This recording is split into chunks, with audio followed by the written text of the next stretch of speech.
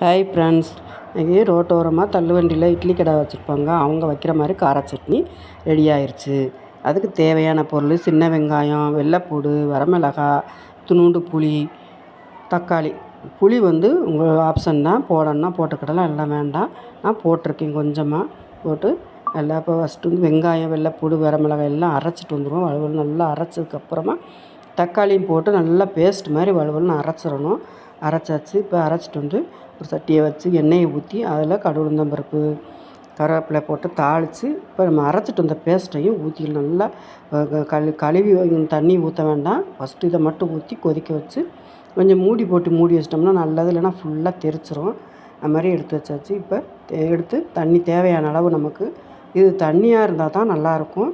அதனால் கொதிக்க வச்சுருவோம். கொஞ்சமாக பச்சரிசி மாவு கரைச்சி வச்சுருக்கேன், அதையும் ஊற்றி நல்லா கொதிக்க வச்சுக்கலாம். பச்சரிசி மாவு இல்லைன்னா கூட பரவாயில்ல, கார்ன்ஃப்ளவர் மாவு இருந்தாலும் அதையும் கரைச்சி ஊற்றிக்கலாம். நல்லா இப்படி கொல கொலன்னு வந்துடும்.